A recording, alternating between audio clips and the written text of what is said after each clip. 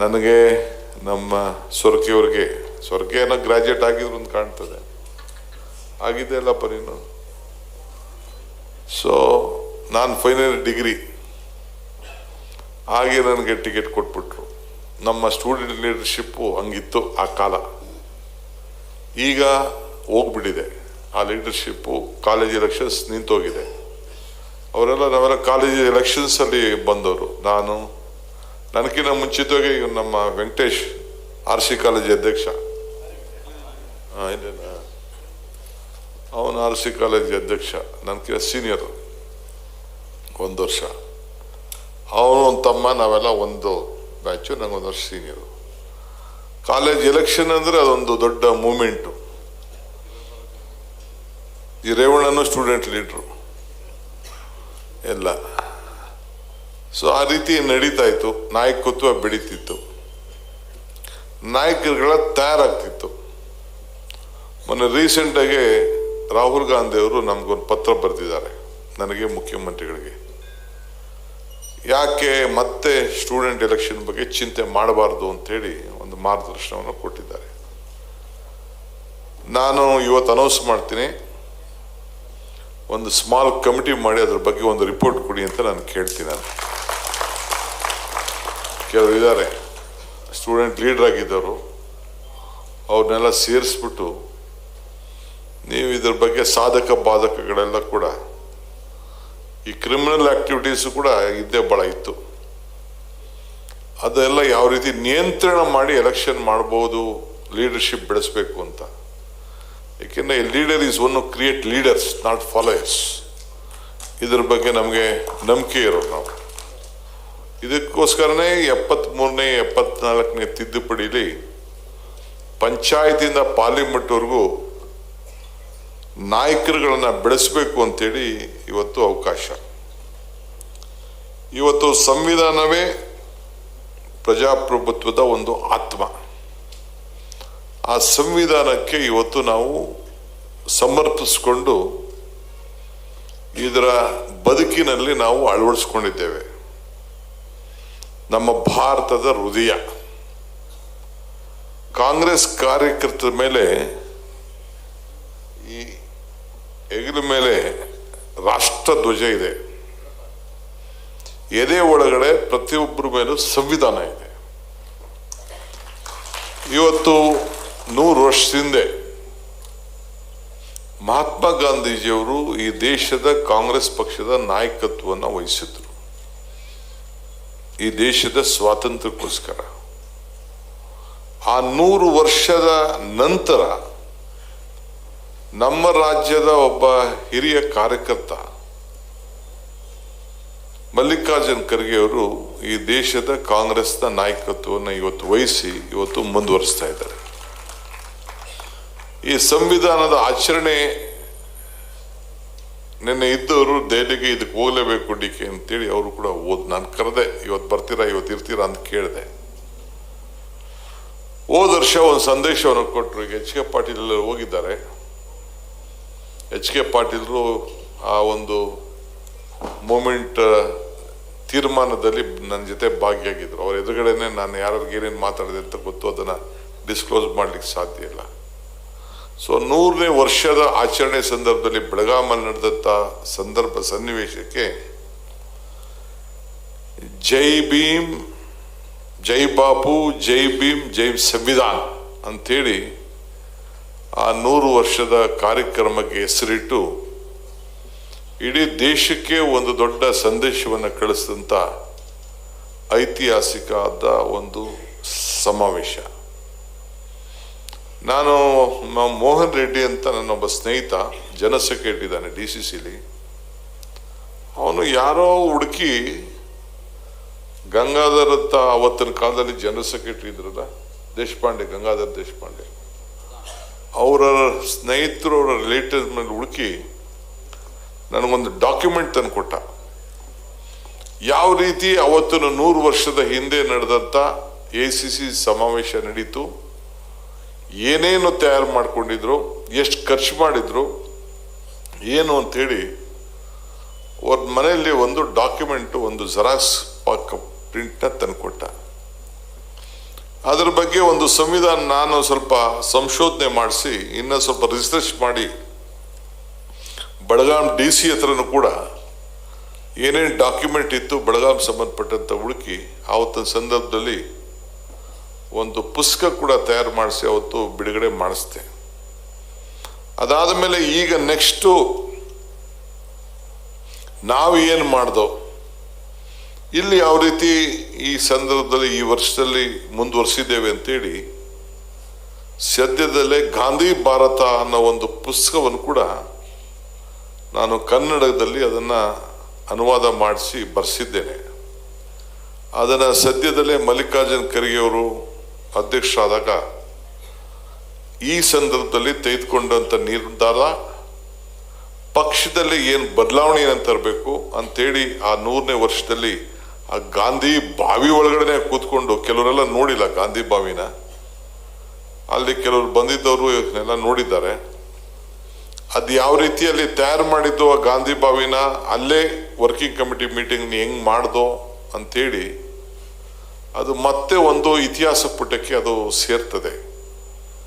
So ಅದನ್ನ ಗಾಂಧಿ ಭಾರತ ಪುಸ್ತಕವನ್ನ ಸದ್ಯದಲ್ಲೇ ಮಲ್ಲಿಕಾರ್ಜುನ್ ಖರ್ಗೆಯವರು ಅದನ್ನ ಬಂದು ಇದೇ ಈ ಭಾರತ್ ಜೋಡೋ ಭವನದಲ್ಲಿ ಉದ್ಘಾಟನೆ ಮಾಡಿಸುವಂತ ಒಂದು ಕಾರ್ಯಕ್ರಮವನ್ನು ಕೂಡ ಸದ್ಯದಲ್ಲೇ ನಡೀತದೆ.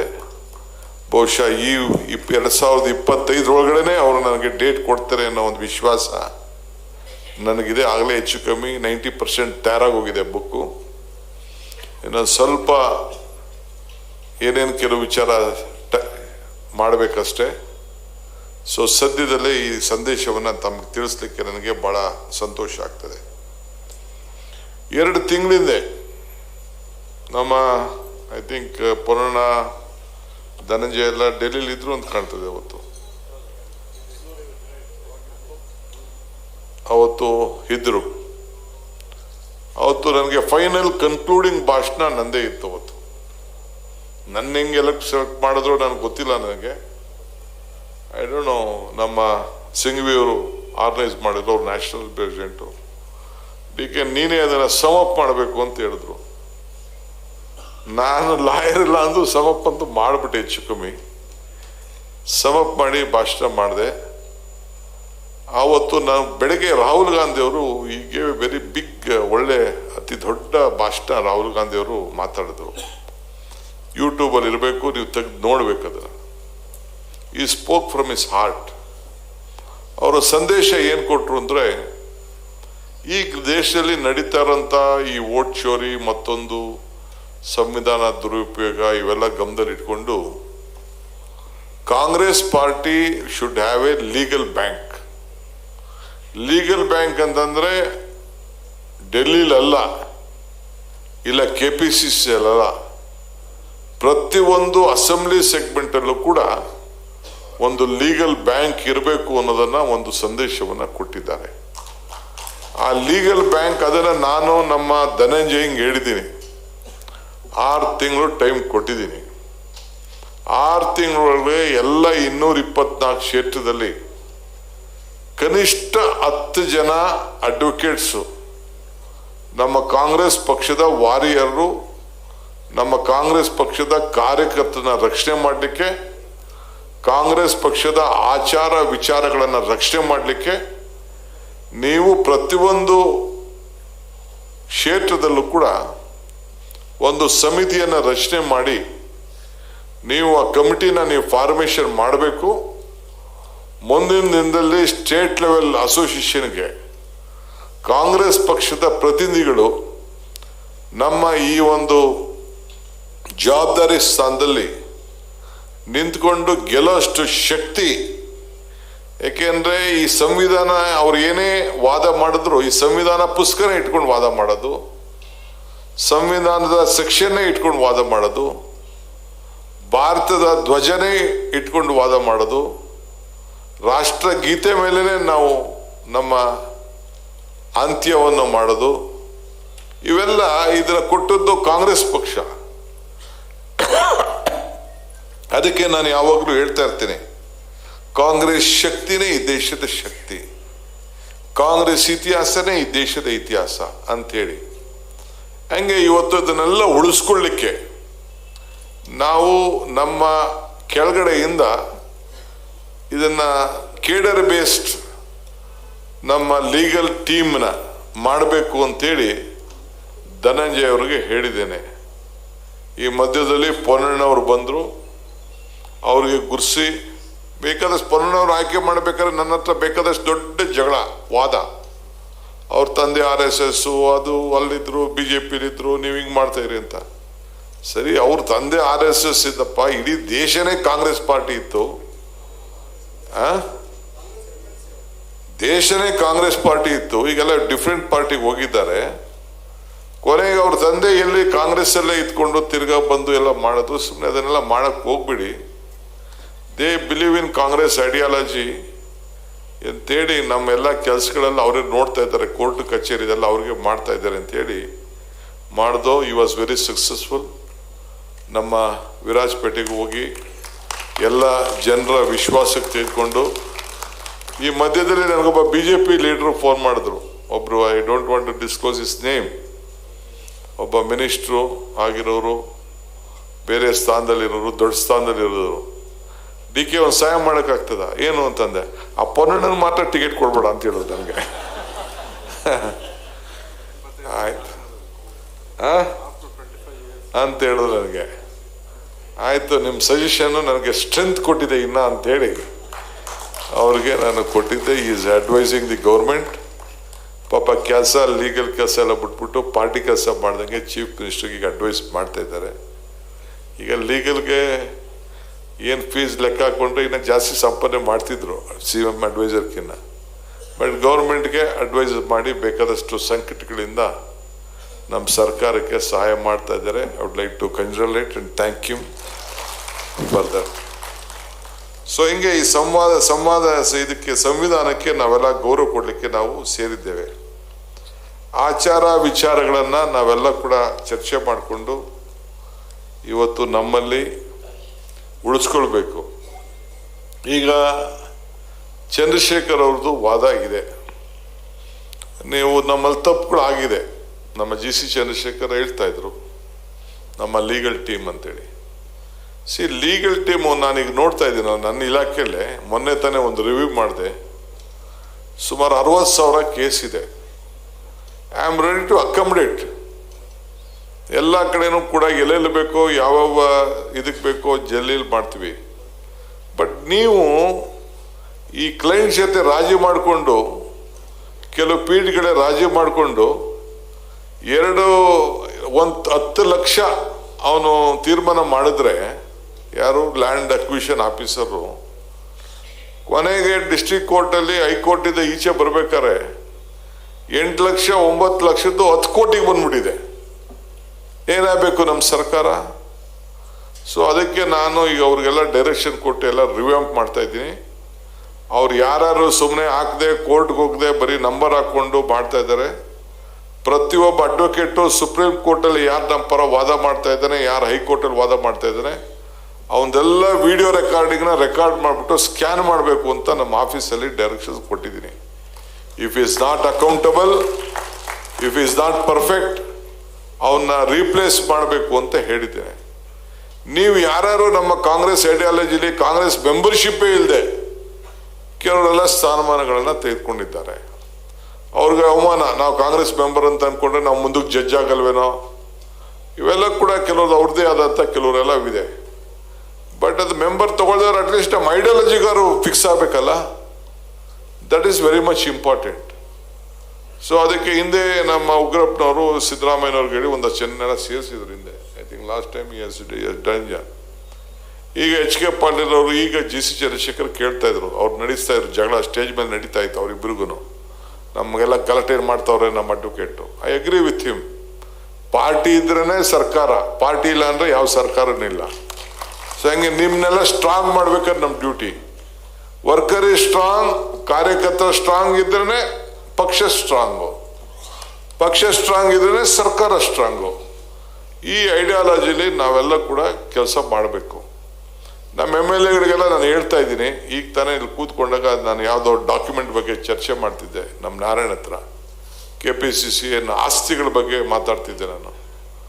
ನೀವು ಸರಿಯಾಗಿ ಮಾಡಿ ನನಗೆ ಕೊಡಿ, ಐಡಿಯಾಲಜಿ ಇರೋಂಥವ್ರು ಕಮಿಟ್ಮೆಂಟ್ ಕೊಡಿ. ಏನು ನಮ್ಮ ಆಸ್ತಿಗಳಿದೆ ಇಲ್ಲಿ, ನೂರಾರು ಆಸ್ತಿಗಳನ್ನ ಈಗಾಗಲೇ ರೆಡಿ ಮಾಡಿದ್ದೀನಿ. ಎಲ್ಲ ಆಸ್ತಿಗಳಿಗೂ ಒಬ್ಬೊಬ್ಬರ ಲೀಗಲ್ ಪ್ಯಾನಲ್ಗೆ ಬೇಕಾದ್ರೆ ಸೇರ್ಸಕ್ಕೆ ರೆಡಿ ಇದ್ದೀನಿ. ಈಗ ಬೇಕಾದ್ರೆ ಸಾಯಂಕಾಲದೊಳಗಡೆ ಕೊಡಿ. But someone should be accountable for it. ವ್ಯಾಪಾರ ಥರ ಇಟ್ಕೊಳಕ್ ಹೋಗಬೇಡಿ. ಇದು ನಿಮ್ಮ ಸರ್ವಿಸ್ ಅಂತ ಮಾಡಿ. ಪಾಪ ಒಂದು 8 ಜನ ಹುಡುಗರುಗಳು ಮಾತ್ರ ಬೆಂಗಳೂರಲ್ಲಿ, ಸೂರ್ಯ ಕೆಲವೊಂದಷ್ಟು ಎಲ್ಲ ದೇ ಆರ್ ಸಿನ್ಸಿಯರ್ಲಿ ಅಟೆಂಡಿಂಗ್. ಮಿಕ್ಕಿದವ್ರು ಯಾರು ಅಟೆಂಡ್ ಮಾಡಲ್ಲ. ಎಷ್ಟೋ ಜನ ನಮ್ಮ ಸೋಷಿಯಲ್ ಮೀಡಿಯಲ್ಲಿ ಪೋಸ್ಟ್ ಮಾಡಿದಾಗ ಯಾರು ಅದನ್ನು ಕೇಸ್ ಹಾಕೋದು, ಅವ್ರು ನಮ್ಮ ಮೇಲೆ ಪೋಸ್ಟ್ ಮಾಡೋದು, ನನ್ನ ಮೇಲೆ ಪೋಸ್ಟ್ ಮಾಡೋದು, ಕೆಲವೆಲ್ಲ ಮಾಡ್ತಾ ಇದ್ದಾರೆ. ಆ ಸಂದರ್ಭದಲ್ಲಿ ಯಾರು ಕೂಡ ಅದನ್ನು ಟ್ಯಾಕಲ್ ಮಾಡ್ತಾ ಇಲ್ಲ. ಈಗ ಬೇಕಾದಷ್ಟು ಕಾನೂನುಗಳನ್ನು ತೆಗೆದುಕೊಂಡು ಬಂದಿದ್ದೇವೆ. ನಮ್ಮ ರಾಜ್ಯದಲ್ಲೂ ತೆಗೆದುಕೊಂಡು ಬಂದಿದ್ದೇವೆ, ಎಲ್ಲ ಕೂಡ ಬಂದಿದ್ದೇವೆ. ಸೊ ಅದನ್ನು ನೀವೆಲ್ಲ ಕೂಡ ಪಾರ್ಟಿಗೆ ರಕ್ಷಣೆಗೆ ಇವತ್ತು ನೀವೆಲ್ಲ ಕೂಡ ನಿಂತ್ಕೊಳ್ಬೇಕಾಗ್ತದೆ. ಈ ದಿಟ್ಟಿನಲ್ಲಿ ನೀವು ಅವಕಾಶ ಮಾಡಿಕೊಡ್ಬೇಕು. ಈಗ ಸಂವಿಧಾನವನ್ನು ಬಳಸ್ಕೊಂಡ್ರೆ ನೀವು ನಾಯಕರಾಗಲಿಕ್ಕೂ ಅವಕಾಶ ಇದೆ, ರಾಜನಾಗಲಿಕ್ಕೂ ಅವಕಾಶ ಇದೆ. ಇದನ್ನು ಮಾರ್ಕೊಂಡ್ರೆ ನೀವು ಗುಲಾಮರಾಗ್ತೀರಿ ಅಂತ ಹೇಳಿ ಬಾಬಾ ಸಾಹೇಬ್ ಅಂಬೇಡ್ಕರ್ ಅವರು ಹೇಳಿದ್ದಾರೆ. ಬೇರೆ ಯಾರಲ್ಲ, ಬಾಬಾ ಸಾಹೇಬ್ ಅಂಬೇಡ್ಕರ್ ಹೇಳಿದ್ದಾರೆ. ಸೊ ಹಂಗೆ ನಾನು ತಮಗೆಲ್ಲ ಹೇಳೋದಿಷ್ಟೇ, ನಿಮ್ಮ ಹಕ್ಕಿಗೋಸ್ಕರ ನೀವೇ ಹೋರಾಟವನ್ನು ಮಾಡಬೇಕು. ನಿಮ್ಮ ಹೋರಾಟದಿಂದನೇ ಪ್ರತಿ ಸಂದರ್ಭದಲ್ಲೂ ನ್ಯಾಯ ಸಿಗ್ತದೆ. ನಿಮ್ಮ ವಾದ, ನಿಮ್ಮ ತೀರ್ಪು ಕೆಳಗಡೆಯಿಂದ ಬೆಳೀತಾ ಇರ್ತೀರಿ. ನಾವು ಇಷ್ಟು ದೊಡ್ಡಗೆ ಸ್ಥಾನದಲ್ಲಿ ನಾವು ಕೂತಿರ್ತೀವಿ. ಅಲ್ಟಿಮೇಟ್ಲಿ ನಾನು ಈಗ ನಮ್ಮ ಪೊನ್ನಣ್ಣಗೆ ಹೇಳ್ತಾ ಇದ್ದೆ, world power is world power ಅಂತ. ಈಗೇನೊಂದು ಮಾತು ಕೊಡ್ತೇವೆ, ಮಾತು ಉಳಿಸ್ಕೊಳ್ತೀವಿ, ಮಾತು ಆಡ್ತೀವಿ, ಅದೇ ವಿಶ್ವದಲ್ಲೇ ಒಂದು ಪವರ್. ಅದು ಒಬ್ಬ ಜಡ್ಜಿ ಕೊಡಲಿ, ಪ್ರೆಸಿಡೆಂಟ್ ಆಫ್ ಇಂಡಿಯಾ ಕೊಡಲಿ, ನಾನು ಕೊಡಲಿ, ನೀವು ಕೊಡಲಿ, ಮನೇಲಿ ಮಾತಾಗಲಿ, that is the biggest power.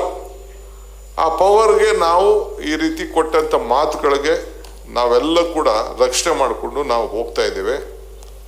ಇವತ್ತು ಸ್ವಾತಂತ್ರ್ಯ, ಸಮಾನತೆ, ಭ್ರಾತೃತ್ವ ಕಲ್ಪಿಸುವ ಎಲ್ಲ ಕೂಡ ಧರ್ಮಗಳನ್ನ ಉಳಿಸ್ಕೊಳ್ಳಿಕ್ಕೆ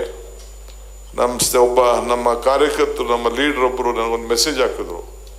ವೆಂಕಟೇಶು ಓದಬೇಕಾರೆ, ಐ ಥಿಂಕ್ ಇದನ್ನು ಮಾಡ್ಬೇಕಾರೆ ಜಾತ್ಯತೀತ ಪದವನ್ನು ಬಿಟ್ಟರು ಅನ್ನೋ ಒಂದು ಸಂದೇಶ ನನಗೆ ಬಂತು. So I should rectify it, because it should not go on record. ಅದಕ್ಕೆ ನಾನು ಕಣ್ಣು ಸುಮಾರಾಗಿದೆ.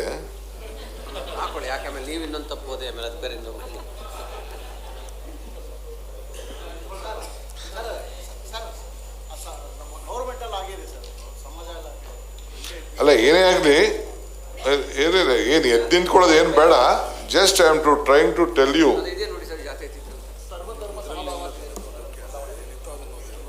ಏನೇ ಇರಲಿ ನಮ್ದು ಜಾತ್ಯತೀತ. We will stand by it. If anything is there, ನಮ್ಮ ಪಾರ್ಟಿ, ನಮ್ಮ ಸಂವಿಧಾನ ಇದನ್ನ ಇರಬೇಕು. ಸೊ ಲೆಟ್ ಅಸ್, ಪಾಪ ಏನಿದೆ ಅವನು ಓದಿದ್ದಾನೆ, ಬಟ್ ತಿಳುವಳಿಕೆ ಹೇಳೋನು ಕೇಳಬೇಕಲ್ಲ. If we should rectify our mistakes. ಯಾರು ಓಡಿಸಿದಾರೋ ಒಟ್ಟೊಳಗೆ, ಪಾಪ ಅವನು ವೆಂಕಟೇಶ್ ಓದಿದ್ದಾನೆ.